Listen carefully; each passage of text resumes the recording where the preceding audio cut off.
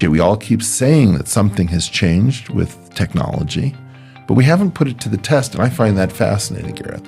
I find it fascinating that in a place like South Africa, which is very distant from the great universities of Europe, and South Africa has an incredible scientific tradition. Yeah, South Africa has been punching way above its weight scientifically. And so to me, this is where the African educational revolution should begin, because it's this outpost of absolute academic brilliance and excellence that the world forgets about because it's off of all of our flight routes. Yeah. The last time I was here, I went into the street and somebody yells out, "Eric Weinstein." Oh, wow. And Did you get nervous? Well, I spin around. I don't know anybody here. Right. And there's this kid, and he's like he starts talking to me about, yeah, I'm studying quantum chromodynamics. And I've been following your theories about physics for a long time. And I was just thinking, my God, what a cool interaction. So I think very highly of South Africa scientifically. And one of the things that I'm worried about is, how do we get South Africa in places like this, which are sometimes too much two-tier, where you've got very good stuff and other stuff that barely works?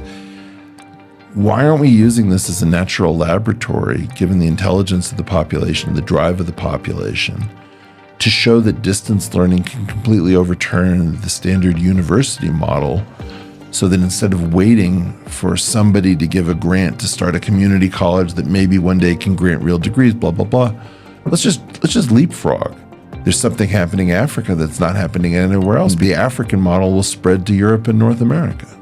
Don't be afraid to take the most talented people wherever they come from. We've become afraid of talking about the fact that some people are just off the charts talented. Mm-hmm. NASA then named a minor planet Usiakuza. I don't know how they pronounce that, but it's somewhere out there in the Jupiter asteroid belt. And I couldn't imagine that I'd one day start off with rocket fuel and have a planet. It was beyond me, but it's somewhere out there.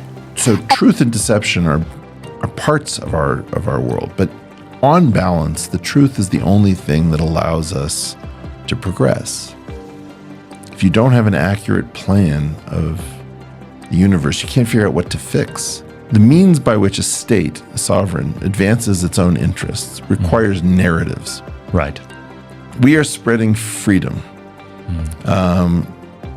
We must protect X against Y. Yeah. Now, those narratives are subject to question. And the whole issue of free thinking and freedom goes against the idea of a coherent foreign policy structure. Oh, I'm watching great people get deranged. I'm watching great people who I know how intelligent and how strong they are. The currents that are going on right now in intellectual discourse are stronger than our strongest swimmers. Government is directly interfering with anyone who's interfering with the master narratives. The invisible world is first detected in the visible world's failure to close.